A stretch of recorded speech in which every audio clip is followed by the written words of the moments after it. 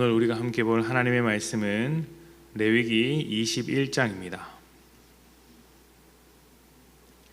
레위기 21장 22절부터 24절까지 말씀.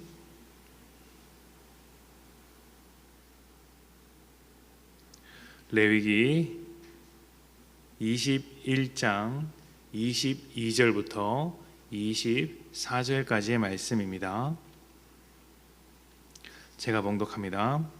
그는 그의 하나님의 음식이 지성물이든지 성물이든지 먹을 것이나 휘장 안에 들어가지 못할 것이요 제단에 가까이 하지 못할지니 이는 그가 흠이 있음이니라. 이와 같이 그가 내 성소를 더럽히지 못할 것은 나는 그들을 거룩하게 하는 여호와임이니라. 이와 같이 모세가 아론과 그의 아들들과 온 이스라엘 자손에게 말하였더라. 아멘. 이스라엘의 신앙과 거룩을 책임져야 했던 레위인들은 모세의 후손이 아니라 아론의 후손들입니다. 모세 옆에서 모세가 했던 사역을 도와주었던 모세의 형 아론처럼 아론의 후손들은 이스라엘이 하나님 앞에서 거룩하게 살아갈 수 있도록 돕는 존재로서 하나님의 특별한 부르심을 받게 되었습니다. 이러한 레위인들 중에서 제사장은 아론의 직계 후손들이 맡았는데 제사 드리는 일을 주관했으며 그 중에서 대제사장은 아론으로부터 시작해서 그 장자가 대를 이어서 세습 직분으로 이제 이어갔습니다. 정말 특별한 경우가 아니라면 무슨 장자에게 변고가 있거나 아니면 특별한 문제가 있지 않는 한 장자가 이어갔는데 항상 예수님 때까지 또 그 이후까지 이 제사장직은 이어서 이제 맡아갔던 것으로 알려져 있습니다. 제사장은 몸과 마음을 거룩하고 정결하게 해야 했는데 혹시라도 부정하게 되었을 때는 제사에 참여할 수 없었고 제사를 통해 제사장들에게 주어지는 음식도 먹을 수 없었습니다. 하나님께 바쳐진 성물을 제사장들이 먹는 것이었기 때문에 그들이 부정하게 되었을 때는 그 음식을 먹지 못한다 규정되어 있었던 것이죠. 이들은 율법에 따라 부정하게 된 것을 정결하게 만들고 나면 다시 자기 역할을 할 수 있었습니다. 제사장이 드렸던 제물이 흠없는 제물이어야 했듯이 제사장 자신도 흠이 없는 모습으로 제사를 드려야 했는데 오늘 말씀 21장을 가만히 보면 흠이 없는 것이 신체적인 장애가 없는 것으로 이제 보입니다. 몸이 불편한 자들은 제사장으로서의 역할을 감당할 수 없다는 것이죠. 이것은 어떤 장애인에 대한 차별이라기보다는 제사를 온전한 모습으로 드려야 한다는 의미에서 학습적인 효과로 인해서 그렇게 하고 있는 것으로 보입니다. 왜 그러냐면 말씀에서 흠이 있는 자들과 부정한 자들을 구분하고 있기 때문입니다. 흠이 있는 자들, 그러니까 장애가 있는 자들은 제사에 사용된 음식을 먹을 수 있었습니다.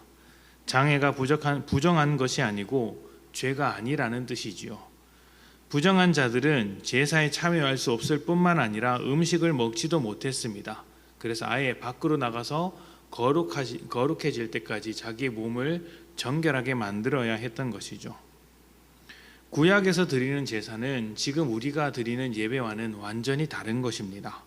제사는 굉장히 복잡하고 소란스러웠으며 위험했습니다. 한쪽에서는 짐승을 잡고 또 다른 한쪽에서는 그 잡은 짐승을 분리해서 제물로 만들었으며 다른 한쪽에서는 큰 화로에 불을 지펴서 제물을 태웠습니다. 그러니까 칼을 사용하고 이제 동물들을 다뤄야 했고 불을 다뤄야 하는 곳이 제사였죠. 굉장히 소란스러워서 이제 자칫 보기에는 무슨 이제 도축장 같이 느껴질 정도로 굉장히 복잡한 곳이었습니다. 짐승이 우는 소리, 또 발버둥 치는 짐승을 잡고 있는 사람들, 그런 사람들이 떠드는 소리, 불을 다루는 소리, 이런 것들이 한데 섞여 있는 것이 제사였던 것이죠. 이런 곳에서는 안전을 위해서라도 신체적으로 문제가 없는 자들이 하는 것이 당연하다고 할 수 있겠죠. 이와 달리 부정하게 되었을 땐 완전히 배제되었다는 것을 기억해야 합니다. 하나님께서 무엇을 더 중요하게 보시는가 하는 점이죠. 연약하고 흠이 있는 자들은 기능적으로는 배제할지라도 하나님의 백성으로 품으시고 인정하시지만 죄를 안고 살아가는 자들은 그렇게 하지 않는다는 것입니다. 구약을 넘어 신약의 성도들은 모두 왕 같은 제사장이라고 말을 합니다. 우리 모두 하나님 앞에 나아가서 예배할 수 있는 제사장이라는 것이죠. 그래서 삶의 예배라는 것을 드립니다. 우리 삶을 살아있는 예배로서, 살아있는 제사로서 전적으로 하나님 앞에 드린다는 것이죠. 우리의 삶을 제물로 삼아 하나님 앞에 제사하는 제사장이라면 누구보다 거룩하게 살려고 해야 합니다. 흠이 없는 제물을 드려야 했던 것처럼 우리 삶에도 흠이 묻어나지 않도록 최선을 다해야 하는 것이고, 죄로부터 벗어나 하나님의 자녀답게 살려고 해야 하는 것이죠.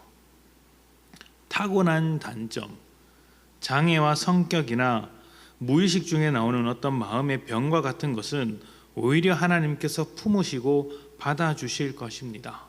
하나님은 넓으신 분이시니까요. 하지만 우리가 죄를 저지르는 것은 다릅니다. 죄는 하나님이 없는 삶 아닙니까? 하나님과 함께 살지 않기로 결정한 우리의 삶을, 하나님을 떠나 살아가는 우리의 모습을 하나님께서 기뻐하실 리가 없죠. 그래서 하나님은 죄를 단호하게 생각하십니다. 연약함이나 단점이나 부족함, 이런 것은 모두 하나님께서 받으시지만 우리의 죄를 받으시지는 않는다는 점을 꼭 기억하셨으면 좋겠습니다. 우리의 약한 점을 바라볼 때 하나님께서 나를 더 의지하라 말씀하시고, 또 하나님을 의지하는 만큼 죄와 멀어질 것이다 말씀하시니, 하나님을 멀리 떠나서 하는 죄를 멈추고 날마다 하나님께 나아가 하나님께서 기뻐하시는 삶, 또 하나님으로 인해 즐거워하는 삶을 사셨으면 좋겠습니다. 타고난 단점, 타고난 약함을 품으시며 오히려 그 자리에서 은혜를 더하시는 하나님과 동행하며 축복된 삶을 살아가시는 여러분이 되시기를 소망합니다. 함께 기도합시다.